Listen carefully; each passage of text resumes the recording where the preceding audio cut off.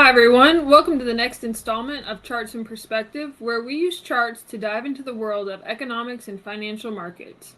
I'm Jennifer Nash, an economic and market research analyst for Vetify.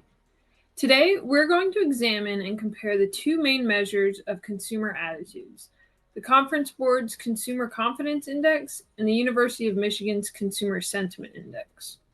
Both indices aim to provide insight into consumers' attitudes about current and future economic expectations. However, they use different methodologies and provide unique insights. The Consumer Confidence Index is more influenced by employment and labor market conditions from the worker's perspective and draws from a larger sample size. On the other hand, the Michigan Sentiment Index is more focused on household finances, the impact of inflation, and employment conditions from the business perspective. Additionally, it uses a smaller sample size, but asks more detailed questions that cover a broader range of topics. At the end of the day, however, their goal is the same: to evaluate consumer attitudes. And by having multiple methods, we can gain a more diverse and broader analysis compared to if we relied solely on a single measure. Additionally, cross-referencing the two allows us to be more confident in the accuracy of the overall trend. So, what's the latest data telling us? Well, in May, the Michigan Consumer Sentiment Index fell to its lowest level in 6 months, to 69.1. Meanwhile, the Conference Board Consumer Confidence Index rose for the first time in 4 months, to 102. You might be thinking, but wait, one of them declined while the other one increased. How does that make sense? Well, monthly discrepancies between the two can be caused by various factors, such as differences in survey timing, variations in sample size, and nuances in question detail.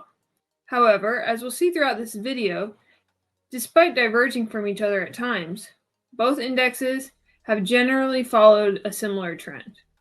So in this chart, I've overlaid the two indices beginning in 1976. Like I just mentioned, it's easy to see that the two have moved in the same general direction.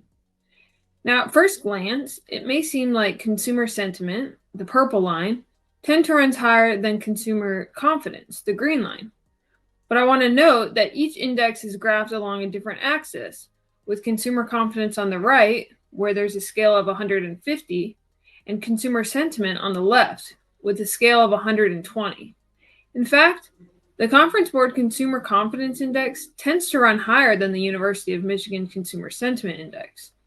Over our time frame, it's registered a higher reading 70% of the time. But just how much higher? This next chart helps answer that question by showing the spread between the two, where we've subtracted the Michigan survey from the Conference Board survey. The green shaded regions show when the spread is positive, i.e. when the Conference Board survey is higher than the Michigan survey, while the purple shaded regions show when the spread is negative, i.e. when the Michigan survey is higher than the Conference Board survey. On average, the Conference Board Consumer Confidence Index has been 10.2 points higher than the Michigan survey, with the latest spread currently at 32.9. Another interesting feature in this chart is when we see the spread go negative. Notice that these instances often coincide with the onset or lead up to a recession, as denoted by the gray bars. One possible explanation for this is the differing perspectives with regards to the labor market captured by the two surveys. The Michigan survey tends to be more business-oriented, while the Conference Board survey focuses on the worker standpoint. Consequently, during and immediately following recessions, the labor market typically experiences weakness.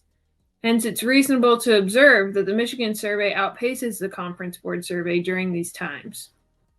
Last observation I'd like to point out about the spread is shown here in this next chart, where I've added the Fed funds rate.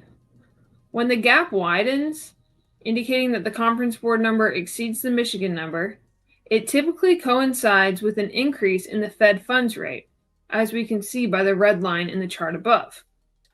One explanation, provided by Macro Micro, is that when the Fed raises rates, it puts more pressure on borrowers and leads to a reduction in consumption, which causes the Michigan survey to decline first, while the Conference Board survey remains high since the labor market and stock market are still strong.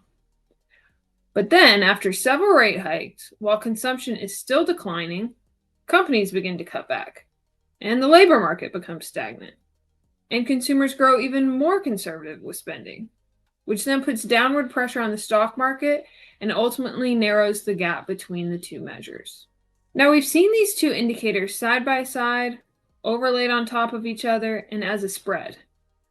But our last chart provides another visualization that will let us compare the two on a common scale.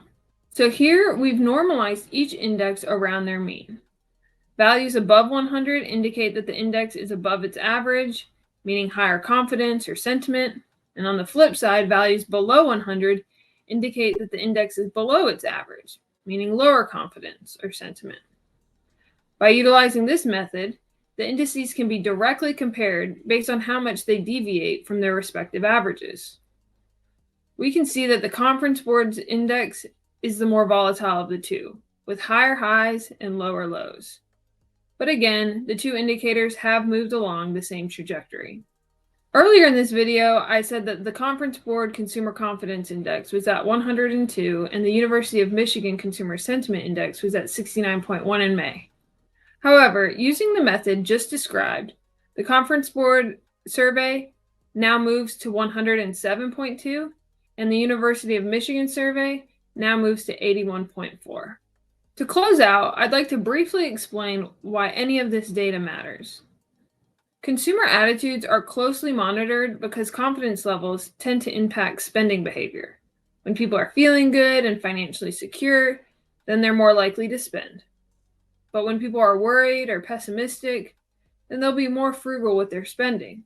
And since consumer spending accounts for approximately 70% of the economy, spending habits of the U.S. consumers have a major impact on economic growth. And thus, consumer attitudes help policymakers, businesses, investors, and anyone else who cares to gauge future economic conditions.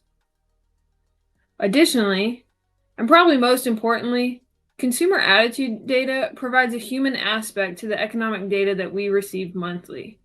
While not everyone keeps up with GDP, inflation, and employment numbers, they are acutely aware of their own financial situation.